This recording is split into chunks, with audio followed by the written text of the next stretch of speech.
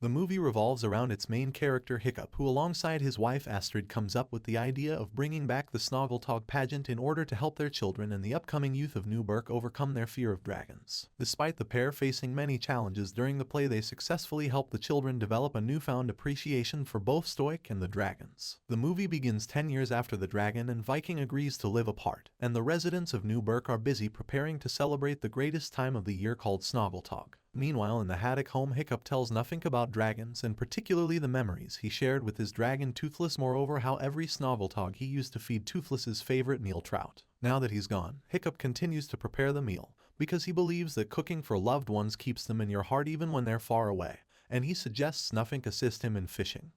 Touche. Nuffink is excited about helping his father in preparing a traditional dragon feast for Toothless, brags about how he doesn't need a fishing pole, but would rather butt the fish with his own head, and demonstrates this by ramming his head into the wall several times. Hahaha, what a way of catching fish. However, when both father and son are about to leave the house to catch some fish, Hiccup gets pushed by a hanging log, and it turns out that the log was made by his daughter Zephyr, who has been building dragon traps around their home. It seems like the whole family is crazy and has developed a fear of dragons after finding some of Stoic's old books that were written before Vikings and dragons became friends. Meanwhile, Nuffink, after hearing Zephyr's views on dragons, decides to assist his sister in dragon eliminating. Just a great sibling was not enough, not wanting Zephyr, Nuffink, or any other child of Newburgh to have the same hatred towards dragons as their ancestors did. Astrid suggests bringing back the Snoggletog pageant, and so the pair decides to seek Gobber's help. The situation makes Hiccup miss Toothless and wonders if Toothless misses him too. Meanwhile, in the hidden world, in the Dragon Sanctuary, Toothless misses his friend Hiccup and draws his picture on the sand.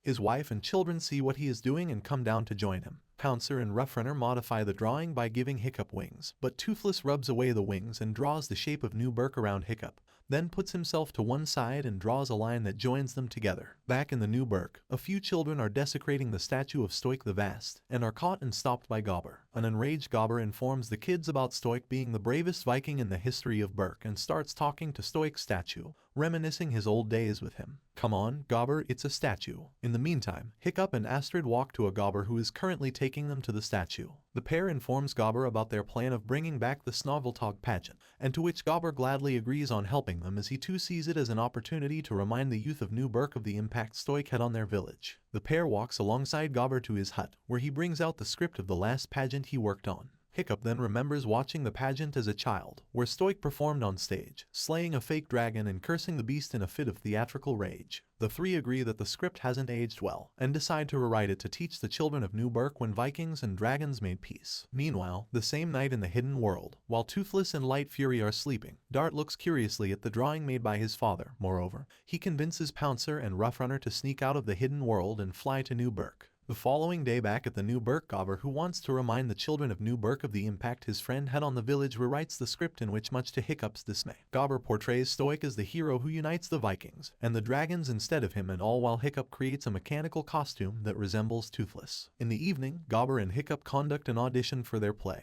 in which Gobber has cast Toughnut as Hiccup. But Hiccup is not so pleased by Toughnut's audition. OMG. This scene was hilarious, especially the way Toughnut was running with those knock-knees. Concurrently, the three mischievous dragon babies are flying to Newburgh, and after a long flight, Roughrunner, who is having trouble staying awake, is about to fall, but luckily his brother rescues him. Back at the auditions, Fishlegs walks up into the middle of the stage and auditions for the Stoic role. After his audition, everyone apart from Gobber is impressed by his impersonation of Stoic's voice, but a jealous Gobber opposes the idea of casting Fishlegs as Stoic. Moreover, he walks up to the stage and, with a not-so-similar accent to Stoic's, he starts auditioning. Sometimes Gobber acts too selfishly for his age. With no choice left, Hiccup casts an overly emotional Gobber as Stoic. Poor Hiccup. However, the audition was hilarious. Meanwhile, Toothless babies have made it into the village, and they sneak under the stage. Moreover, they get terrified upon seeing the mechanical costume that resembles Toothless. In the meantime, Hiccup goes up to the costume of Toothless with a wrench to make some fine-tuning, and as he stands there, Dart notices him as the same person in Toothless' drawing.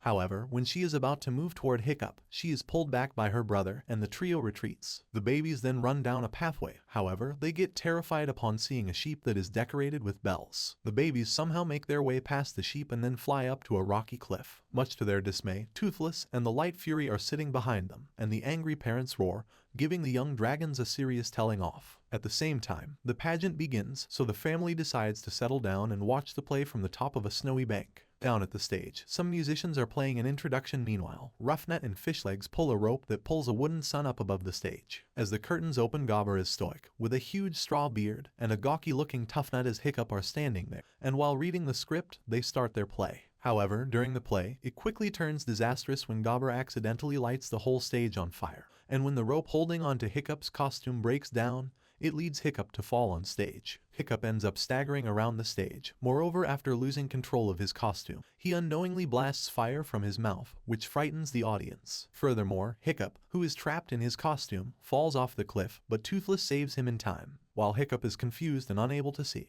he does not recognize Toothless and believes Gobber has saved him, whereas Toothless recognizes his master's familiar scent even after all the time has passed and appreciatively licks the head of the costume. Thanks to the smoke from the fire still covering the stage, Toothless is able to fill in for Hiccup and helps Gobber end the show by reenacting the moment when he bonded with Hiccup. The residents of New Berk and Toothless's families applaud for the heartwarming performance, and are reminded of the bond the Vikings have with the dragons. After the show ends, Zephyr goes backstage to check on her father and ends up meeting Toothless, but before Zephyr can initiate an interaction, he flies off with his family. Touched by the Toothless's courteous and curious demeanor, Zephyr changes her opinion on dragons, exclaiming to her father that Toothless is adorable as she skips off back home. Despite the pageant's chaotic performance, Hiccup and Astrid see their success as they witness the youth of New Berk now having developed a newfound appreciation for both Stoic and the dragons. And when the pair arrive at their residence, they find a glowing crystal from the hidden world, and see that the bowl that contained Toothless' favorite fish is empty. They run outside and see Toothless, Night Fury, and their children flying away from New Berk. The experience reminds Hiccup that their loved ones are always close, as long as they hold them in their hearts. Astrid suggests that their family should return the favor by visiting Toothless